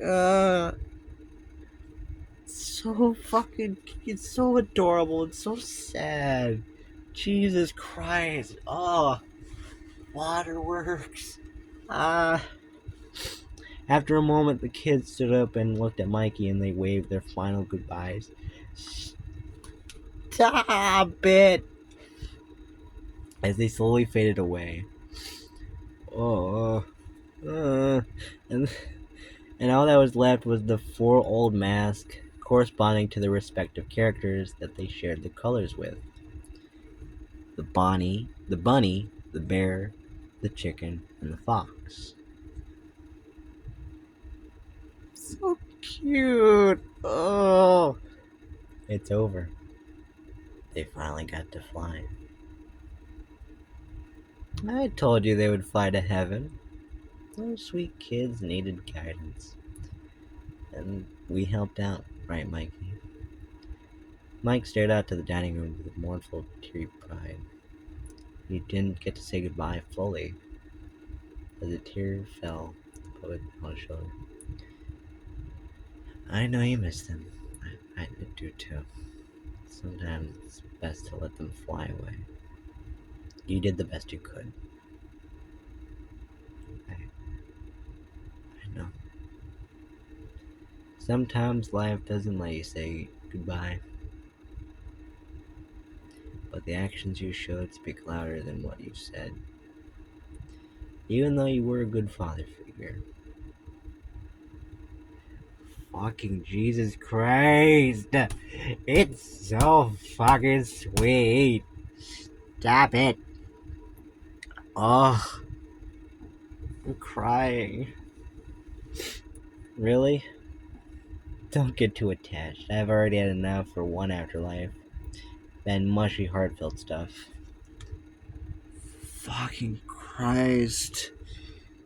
Oh, so sweet. I hate it. Why is it so sweet?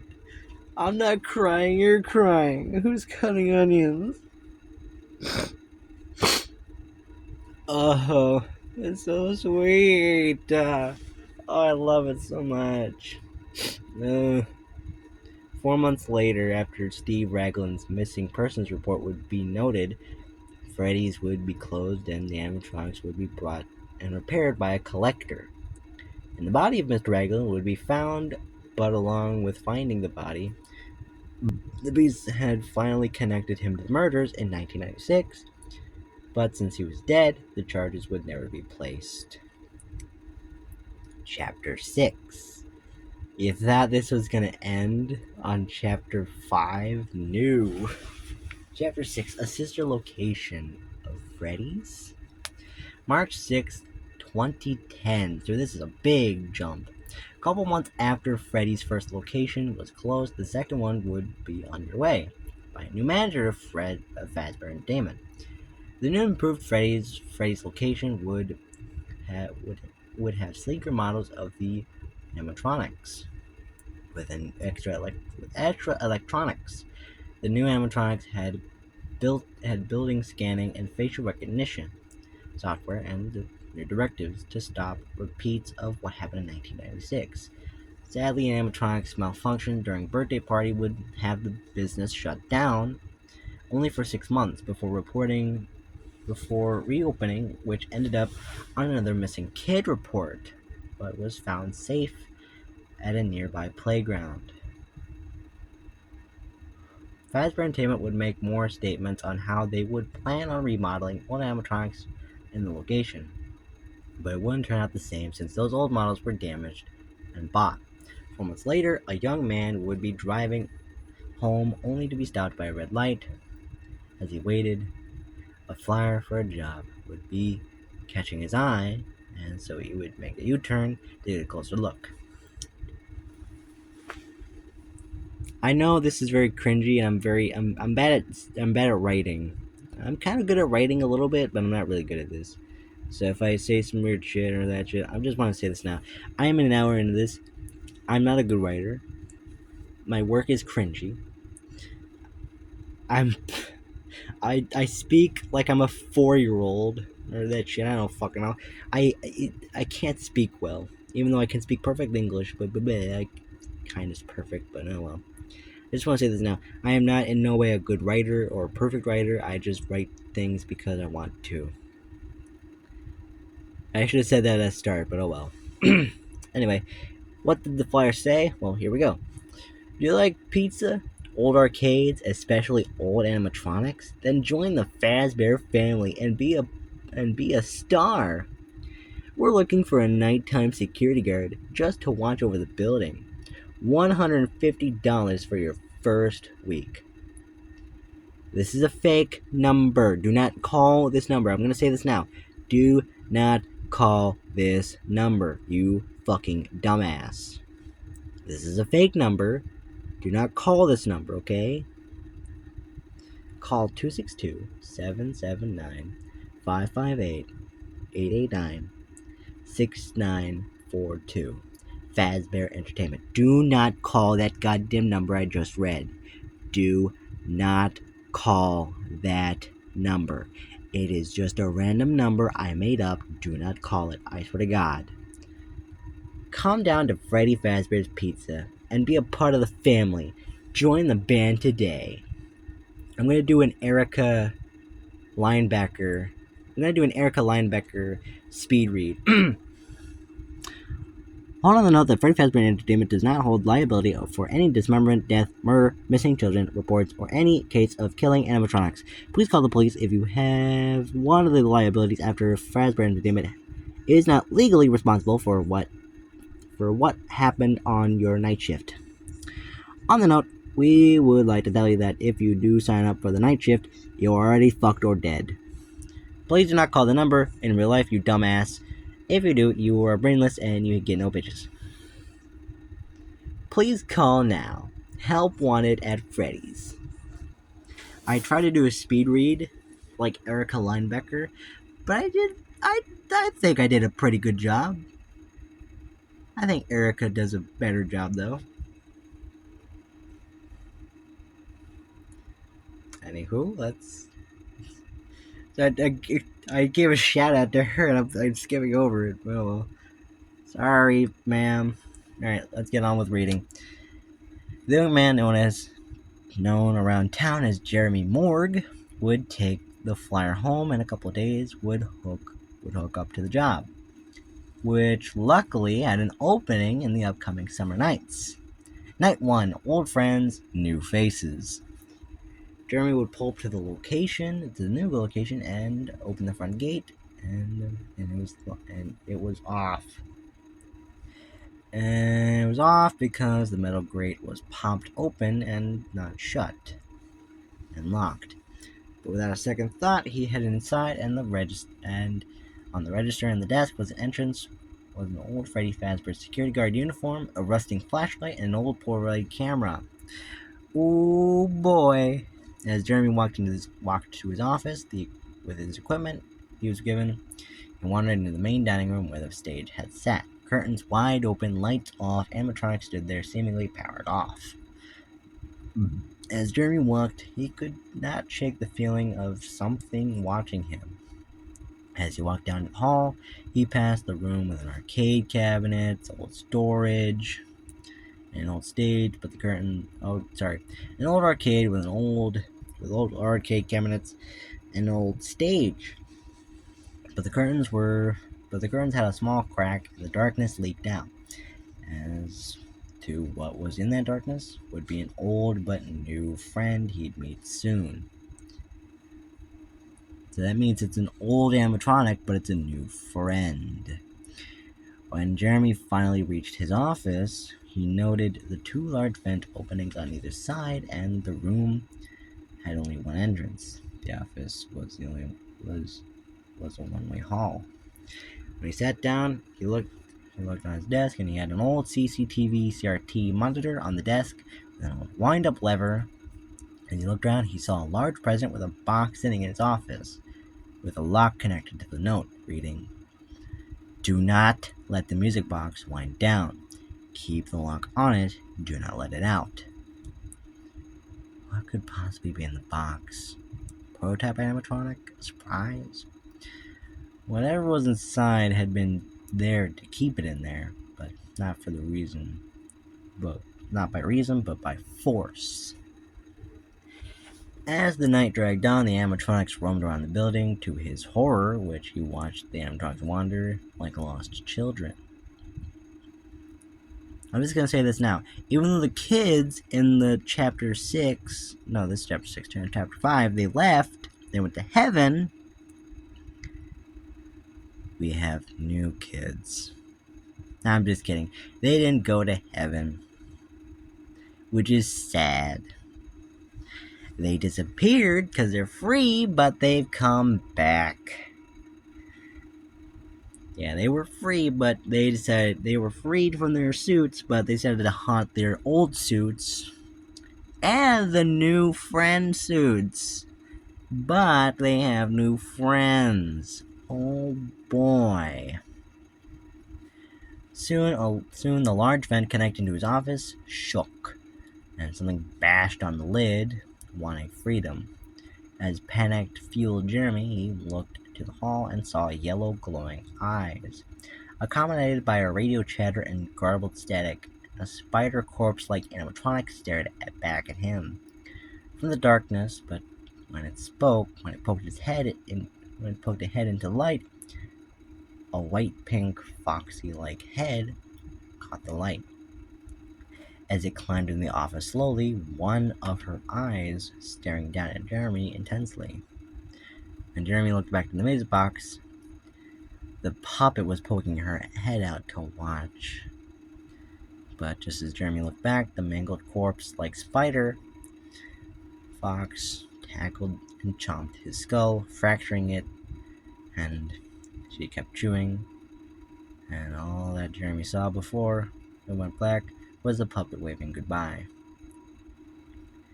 After Jeremy Morg's death was reported that morning, the establishment was closed but reopened for small birthday parties. But luckily, a new friend, or an old friend, would come back for a shift. Now, this is where it ends on Chapter 7. I need to keep writing. This is a work in progress, Chapter 7. Chapter 7, coming back for another night, huh? May 16th, 2010. Oh boy, we got Michael back. Oh boy. Michael would arrive at the new Freddy's Pizza with a new but old goal. So that means meet some old but new friends. As he walked in, he was met with an old face. We meet again, Mikey. It's been a while since we've seen each other. Yeah, well, it's been a while. Heard about the opening shift incident. Poor kid. Well, we all didn't know what she would do. We all didn't know she would do that. Blah, blah. God damn it. We all didn't know that she would do that. She thought she was playing. She keeps a bone of him. The silence started to creep in, and the garbled radio chatter would slowly rise in volume. And here she comes. The Mangle, or as she called herself, Coco. Now that's a reference to my dog, Coco. The reason why I named Mangle Coco is because Mangle acts like I think Mangle acts like a dog, or like kind of like a pet. So I want to treat her with respect and like that. So just putting my dog's name Coco on there, just like a little reference. Even though Coco is long gone, like, R.I.P. I want to give her respect and give her a nice shine. Yeah. Even though Mango did kill Jeremy by accident, she didn't know. It's not her fault, okay? It's called, her name is Coco, but it's referred to as the Mangle. Mangle's glowing yellow eye stared at Mikey with a warm yet playfulness as Mangle's corpse-like animatronic body crawled on the ceiling towards him. And finally, when she entered the light, her body was a mash of two parts of animatronics, twisted wires, wrapping limbs, and mangled, mismanaged jaw, mismanaged animatronical parts, maybe, yeah. Her jaw was open to display rusty fake teeth, and her second head was just the under mechanism of an entirely different animatronic as it tilted its head at Mike. I'm just gonna say this normally instead of just making some like radioactive radio noise. Hello, Mikey. Are you friend? Like that's how it talk to the radio through different channels. Yeah. Has she always talked like that? Her voice box didn't always sound like this, or she even didn't even look like this. She was something, but the business grew. She was something, but the business grew tight, and she became a toy for the kids to cut repair costs every night. I was, I was in amazement of wonderful joy. I could sing and tell jokes. I was amazement of wonderful joy. I could sing and laugh, sing and laugh, and tell jokes. Okay. She stared at Mikey. She stared at Mike. I keep saying Mikey instead of Mike. She stared at Mikey for a minute. There it goes again. But while she did, Mike would see his old friends walk in. Here we go. Good Freddy. I'll be damned. Does anyone have any glue? My face keeps my face and my snap. Mikey? You guys can't stay in one place, can you? Oh, if it isn't the one who helped us. He came back? Why? He should be at home sleeping or watching the Ankle Breaker Samurai. That's a reference to Corey Kenshin if you didn't catch that, you know?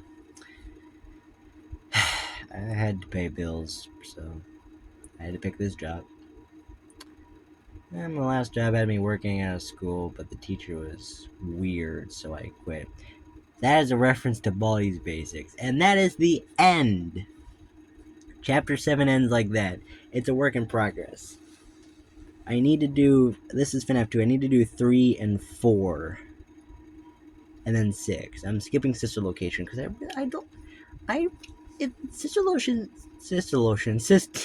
Sister Location's fun, okay?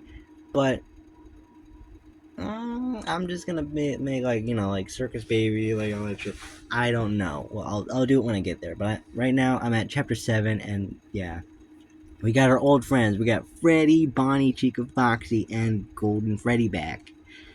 Even though they were supposed to be gone to heaven, they actually stayed to, you know, reunite with their friends. They can go anywhere they freely. They're free to go back. They're free to go to heaven, but they decided to stay with their friends. You know, they didn't want to leave their friends that were still there, so they decided to come back. That's my only reason why they stayed, okay? And I might actually say that. That is the end for today. I love you guys, and I'm sorry for this to be this goddamn long. I am so sorry, but yeah. That was Five Nights at Freddy's Retold and Reimagined. And just to tell you, yeah. It's chapter 1. Here's chapter 2. Chapter 3. Did I do chapter 3 again? Am I doing repeats? Oh my god, I did repeats. Chapter 3, 4, 5. Okay, hold on. You're gonna see me do this in real time, fixing this.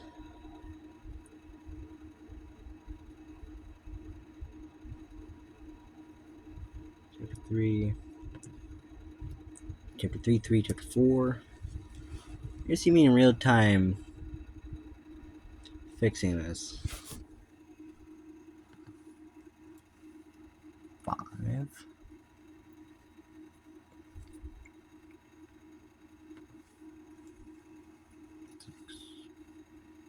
Don't make this joke. I swear to God, I hate you guys if you make this joke.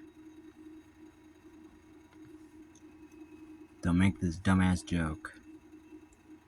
Me. Because I already made it. Alright. This would be 8. There we go. I fixed it. Alright. There's hair on my phone. Don't you just hate it when you have stubborn hair on your phone? There we go. Alright, and I'm going to show you the original Five Nights at Freddy's book I created. And here it is. Yeah, this is the old version. Yeah. I'm going to scroll to the ending of it. Because it's really at the ending of it. Hold on, where is it? I think it is. There it is. I basically just copy and pasted this. I basically copy pasted the entire fucking speech that Henry does.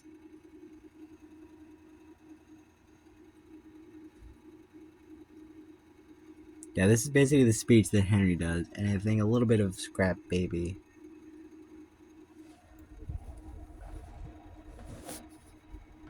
So yeah, if you're wondering what the old FNAF rewritten is, it's basically cringier. So the reason why I rewrote FNAF rewritten is because I wanted to do a different approach. Because I don't think I did FNAF rewritten good, but Five Nights at Freddy's Retold and Reimagined gives a more wholesome and more thrilling to the story I want FNAF to have. So yeah. Oh, my back. Oh. Yeah, that's it. Tired. We've read for over 2 hours now this book. And of course, this is the title of the book. I like it. It's fun. I really like how I did this 87 or 83. I like that. It's like a little reference to the FNAF fandom. I like it. So yeah, that's my story. Right, have a good day. I love you guys. Bye-bye.